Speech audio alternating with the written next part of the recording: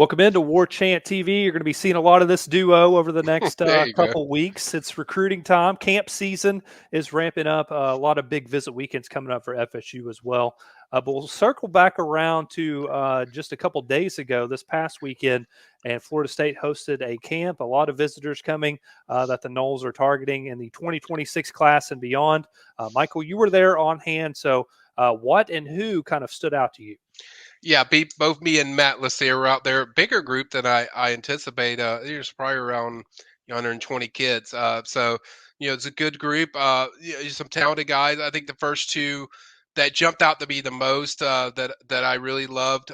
One was Derek Cooper, defensive back, 4-star out of Chaminade High School. That's a guy that FSU spent a lot of time on. We did an interview. I think Matt had a story on him that FSU leads still is still the favorite, which is a good thing because I think he was the most high profile guy. My number one, probably top performer. I think he was phenomenal.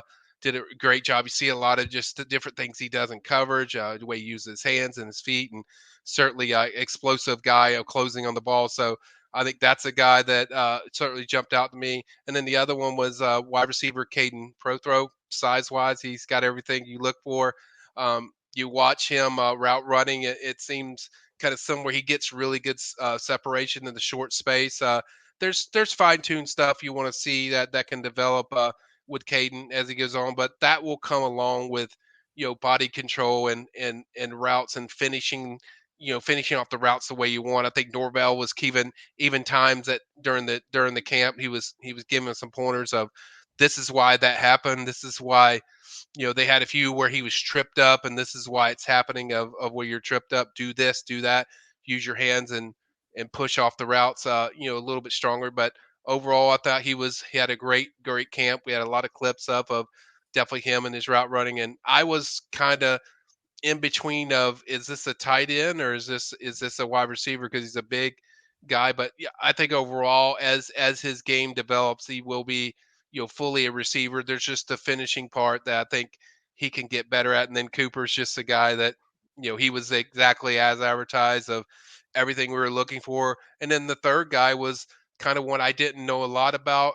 Mill Creek linebacker, DQ pork paw, and he was one I didn't know about, but I spotted him immediately. Told Matt like that's a guy I want to watch throughout the day because he came out, started with just a bang in the testing part where he ran a 4.5 40 at 220 pounds. That jumped out to me. Gets out really quick. Wasn't a strain when you watch a lot of these guys. There's certain guys that are just track guys that run really good 40s and there's other guys that they do it feel like it's natural that they don't do it a lot, but it's naturally they were good at. And he certainly ran a really good time. Then I wanted to see how he moved in space. They did some things with him. I think Coach Yak worked with him at running back a little bit. They did kind of a cat and mouse drill of reaction and quick space and both sides where he was either making the tackle or the play or winning the spot. He did that, and then he showed his quickness even with running the ball. He was one of the few that the one thing Yak would always tell him was like, keep the ball high, hold it high. And he kept repeating that. And he was one of the few where he didn't have to do that as much. And surprisingly, DQ told me, he's like, yeah, the main position for me is linebacker or tight end. So he didn't even know about running back. So that was kind of interesting when I watched just some of the things he did there. There was some other guys. Evan Ward really jumped out to me too, just from testing. Did really well in the quick space, short speed type of stuff of training. Ran a pretty good 40 time. He's another guy that I think can develop into an end or a tight end. He was certainly jumped out to me. Owen Lansu, quarterback. There wasn't a great like just the quarterback just jumped out at me. He was one that was pretty consistent that I liked.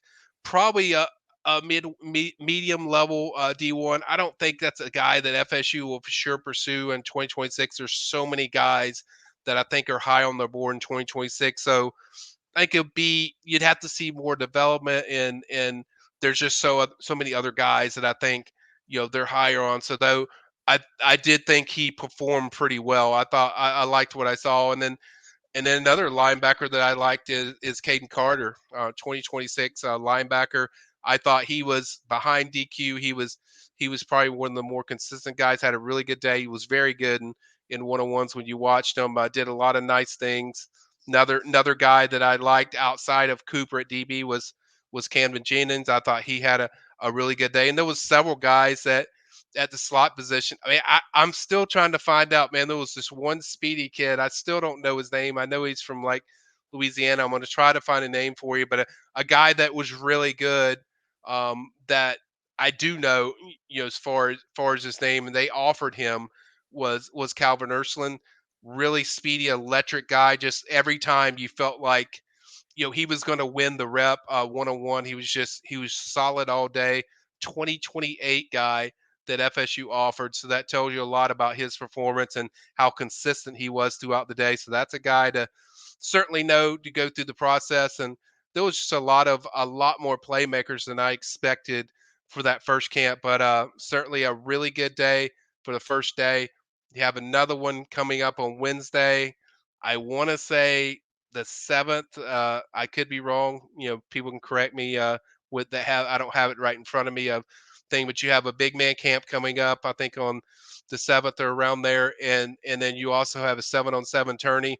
That's good because you have a lot of high schools that come around there, participate in the 7-on-7. Some really good athletes that really you learn and jump out to you. And same thing with big man camp. We've seen a lot of talented guys in these big man camps that really either the FSU's on them or they're a prospect that they liked but they wanted to see work out. So these big man camps and 7-on-7 are, to me, one of the most exciting parts of the camps outside of the elite camp that certainly garners all the attention. And then as far as the elite camp, I'm going to go through this real quick, guys. Just be patient with me. I'm doing this as I'm talking to you on the board. So I'm going to go through a lot of these, some of these guys that I just feel like, you know, they're ones that I'm watching. As Ben alluded to, most of it is a lot of it is underclassmen and young guys. I think one of the big guys for me is the quarterback position for that elite camp. Ben, I mean, you have the top quarterback, I think, target for FSU, Faison Brandon, a guy they love. Certainly, a lot of top schools are on him. He's going to certainly be out there, gets to work with Tokart. So I'm interested to see how that comes across. Another top guy is D.L. Bell. That's another one that they offered that is highly interested in FSU. That's certainly one that I think is going to be a top target. It's kind of what I alluded to when I started this camp thing of other 2026 quarterbacks. So it's going to be hard to just jump in there. And then I guess the one guy I'm really interested in seeing, there's a lot, but several guys, is four-star wide receiver Darion Williams, committed to FSU, 2026, explosive athlete, really good with separation. So I still want to see how he matches up with a lot of the top guys out there. Corbin Fordham. Yes, that's Todd Fordham's younger son. He's 2020, I think 6. I could be wrong, but he's a guy that I think they're highly interested, 4-star, that they like a lot. And then the number one offensive lineman in the country, Lamar Brown, is going to be there at that event. He's going to be working out. You also have 4-star defensive end Cam Brooks out of Thomasville. He has FSU at the top spot. I think they actually lead by a good margin.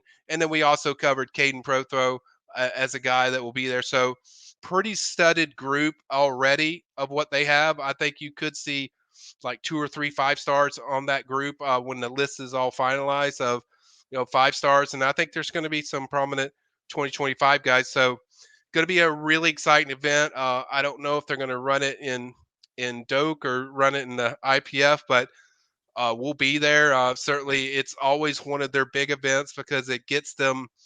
It's just an event where they can see these guys work. They can feel how they're going to be coached by the staff, and I think it's a really, really beneficial camp and event to go along with the mixture of them juggling official visitors on June 7th.